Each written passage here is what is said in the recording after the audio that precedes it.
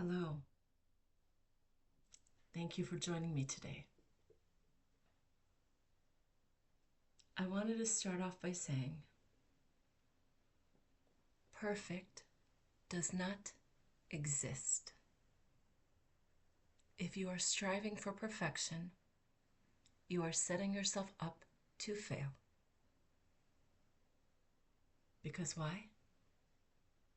There is no such thing as perfect. It does not exist. The value is not in perfection. The value is in authenticity. The value is in the trying,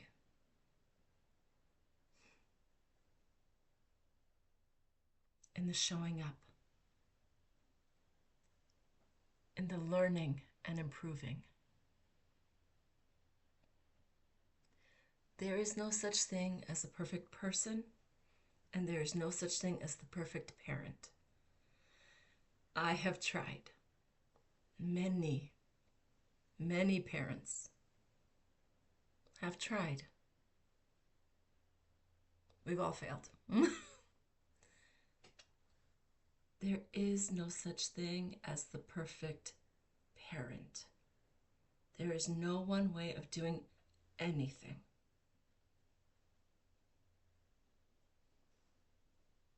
Many years ago, I was in my first master's program at California State, Los Angeles, and I do not remember this professor's name. He was a much older gentleman, little older professor, and he said, the more defensive you are, the less mentally healthy you are.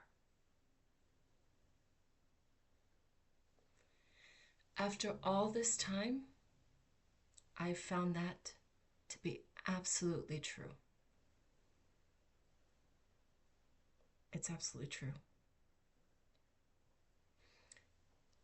When you are flexible, when you can take in new information and incorporate it into your life or into your belief system or what you've already known, the flexibility, the openness, the more of those traits you have, the healthier you are. The more, no, this is how it is, and I don't need to hear anymore. I have no questions. Certainly not going to listen. The more that wall, that very protective wall is up, the more rigid, the less mentally healthy one is. Now, at different places in our lives, the more stress, the more tired, the more crisis we're in, the less we have to be able to be flexible and take in new information, right?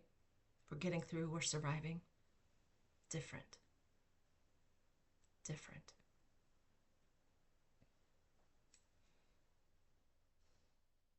So,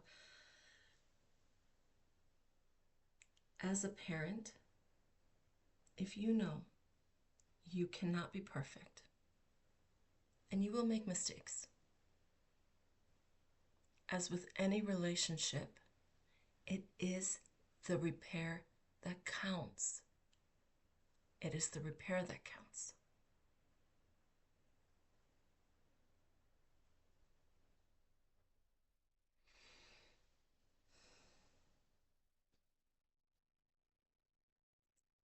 If you can look at it,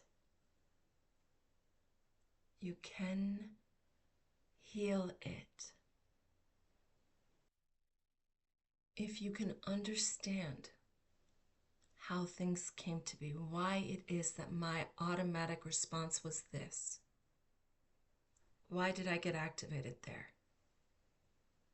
The more I can understand it, the more I can look at it, the more I can shift it. And the more I'm capable of doing those things, the healthier I am, and the healthier those around me will be. There's something I want you to all keep in mind, especially those of you who have children. Children do what they see, not what you say. Children do what they see, not what you say. So, if you want your child to be loving and joyful and healthy, that's what you have to model. That's what you have to model. And again, perfection is never the goal. Perfection is never the goal. Openness, flexibility, accountability, love.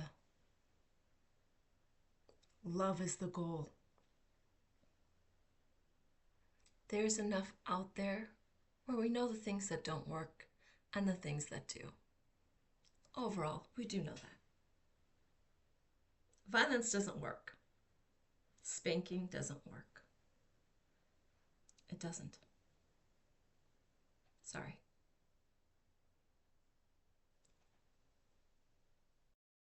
When we have not looked at our stuff, when we have not worked on our stuff, we put things on others, oftentimes our children, that actually have nothing to do with them. Has to do with our inner workings. When I say set aside time each day to know your baseline, to breathe, to calm, to fill your cup so that the overflow can fill the cups of others, it is because the more aware I am of myself and how I work and how I feel, the less likely that I will react. And as I mentioned again, we're not going to be perfect.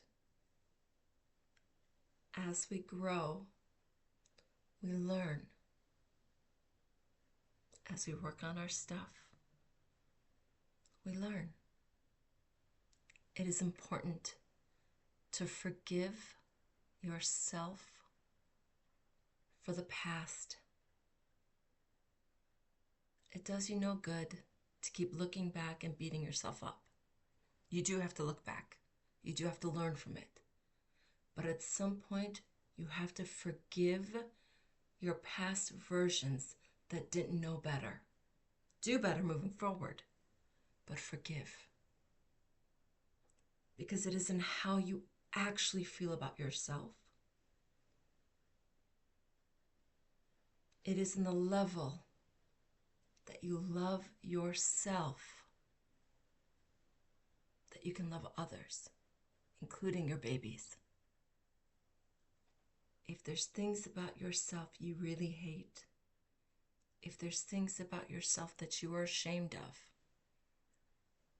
it will come out. You will put it on others.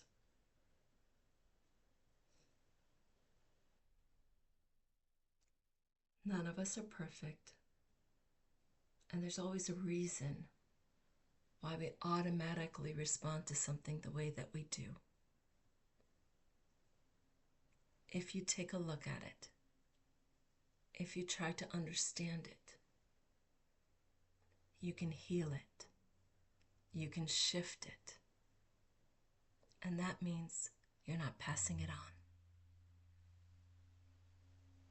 A long time ago, I said to someone, I do this work so my kids don't have to. The more you invest in your health, mental, emotional, physical. The balance is right. The healthier you are, and the healthier your children will be, the healthier the society will be.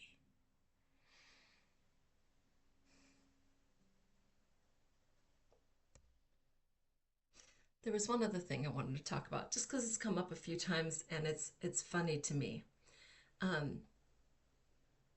AI is useful, and just like any technology, my camera, YouTube, it's useful. It has its purpose.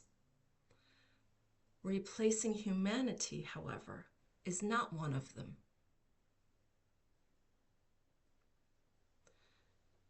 What is making our society less optimal is not our technology. It is our lack of humanity, our lack of connection to ourselves and others. So you want to replace that with a machine, with more technology. That's foolish and ridiculous, honestly. I was talking to somebody about someone else wanting to go into the therapeutic field, all this other stuff. Oh, that's a waste of time. They'll have AI do it. AI will never replace me. Lots of things can happen on this earth. AI will never replace me. It will never replace you. Because again, while we can talk and talk and talk and talk, as human beings, we also feel it. That connection piece, AI will never replace. And the more we're trying to fill human needs with the synthetic things, the more lost we are.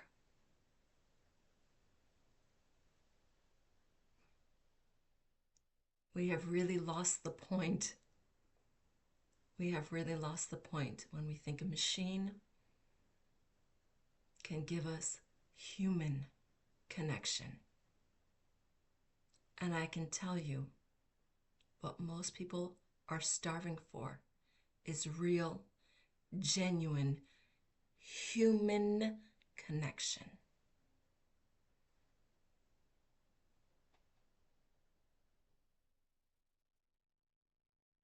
So, this week,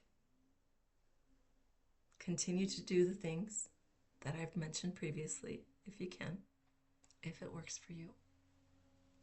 And be open. This week, be open. Be observant about yourself and those around you.